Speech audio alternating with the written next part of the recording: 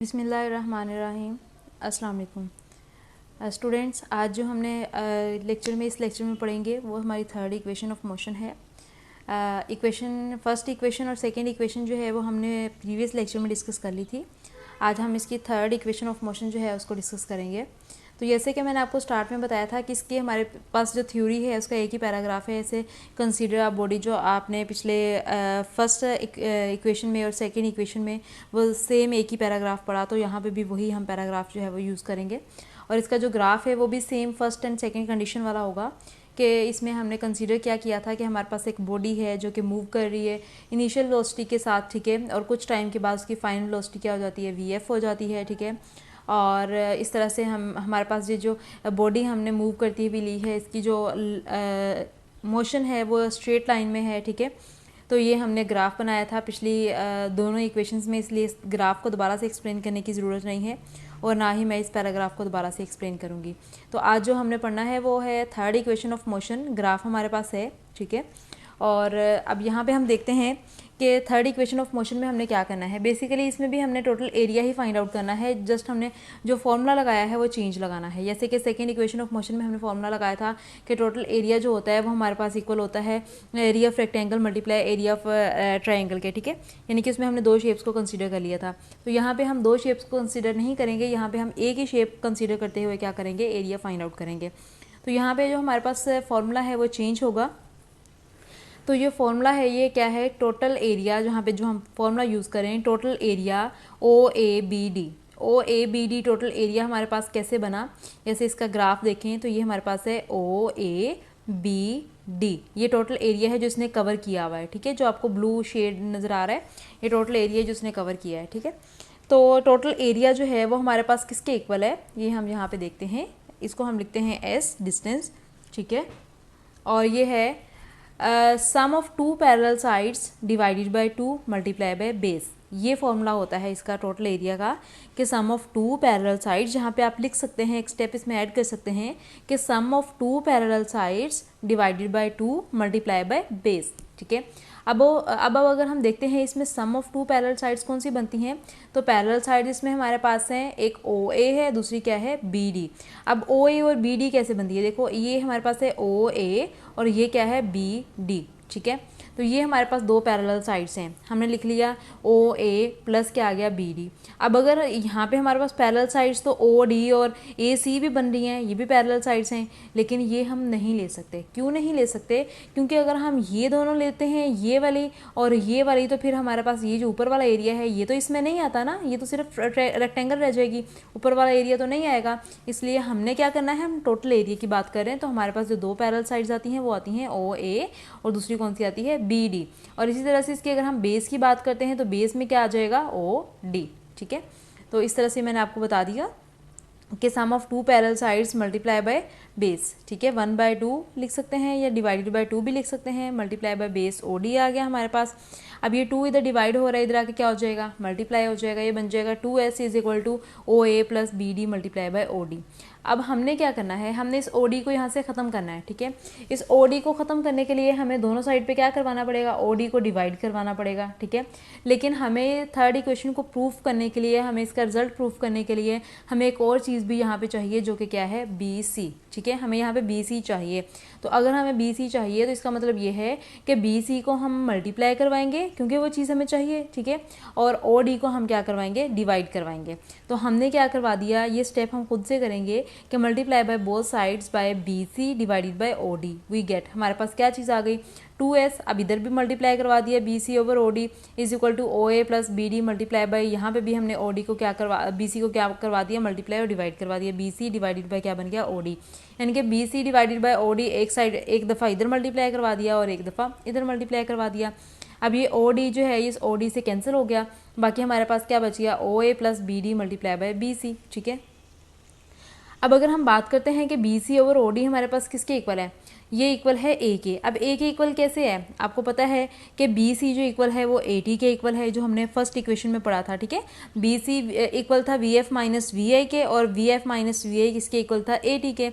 और OD हमारे पास किसके इक्वल है, टी के। अब यहाँ पे ए टी है, यहाँ पे टी है, ये ऊपर वाला टी से कट गया, बाकी क्या आ गया, ए आ गया। तो हम b c over o d की जगह पे क्या पुट कर देंगे, ए पुट कर देंगे। इसी तरह से ओ ए हमारे पास किसके इक्वल है, वी आई के, और बी डी हमारे पास किसके इक्वल है, वी एफ के, और बी सी हमारे पास किसके इक्वल है, वी एफ माइनस वी आई के। ठीक है, ए टी के इक्वल भी है, वी एफ माइनस वी आई के इक्वल भी है। तो हमने यहाँ पे जो वैल्यू पुट की है वो पुट की है वी एफ माइनस वी आई।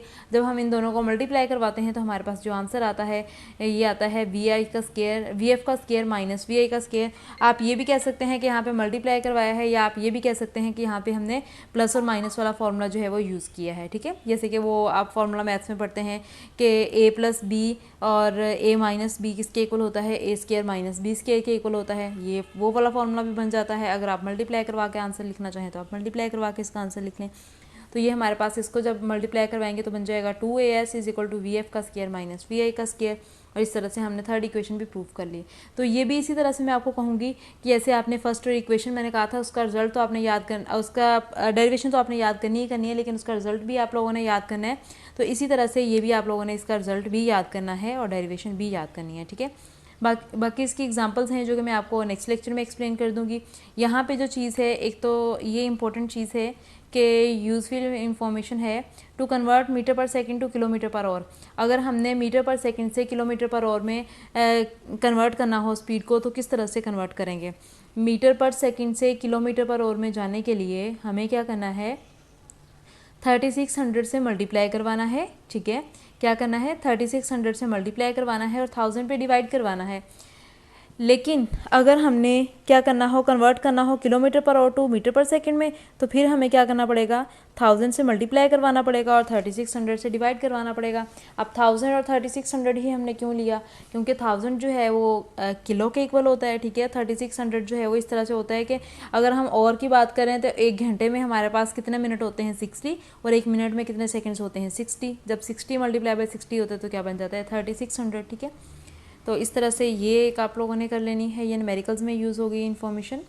तो नेक्स्ट इसका जो है वो लास्ट टॉपिक है जो कि हम अभी इसमें देखेंगे, जो कि 2.7 है और शॉर्ट के लिए इंपॉर्टेंट है ज़्यादा। ये इसमें 1-2 MCQs भी बन जाते हैं, बाकी ये शॉर्ट के लिए इंपॉर्टेंट है कि ये किस तरह से हमने।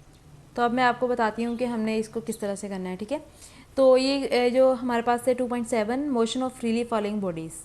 ठीक है, अब हमने मोशन को डिस्कस करना है, किसकी मोशन को डिस्कस करना है, फ्रीली फॉलिंग बॉडीज़ को, यानी कि या तो बॉडी नीचे से ऊपर की तरफ मूव कर रही है या ऊपर से नीचे की तरफ मूव करेंगी, तो वो हमारे पास क्या होंगी, फ्रीली फॉलिंग बॉडीज़ होंगी। या ऊपर से नीचे की तरफ होता है वो हमारे पास फ्रीली फॉलिंग बॉडीज़ होती हैं। ठीक है, तो अब हुआ क्या, अब हमारे पास गैलीलियो एक साइंटिस्ट था जिसने ये ऑब्ज़र्व किया कि जब हम ऊपर से चीज़ों को फेंकते हैं तो उनका मैस तो डिफरेंट होता है लेकिन वो सेम टाइम में नीचे आती हैं, यानी कि नीचे आने में वो सेम टाइम लेती हैं, यानी वो जो है वो मैथ पे डिपेंड नहीं करती, उनका टाइम जो होता है वो सेम होता है।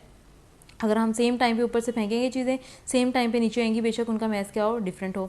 ये उसने ऑब्ज़र्व किया। ठीक है, ये हमारे पास एक उसने ये ऑब्जर्वेशन कहाँ पे की थी, कहाँ पे खड़े होके चीज़ जो है वो ऑब्ज़र्व की थी।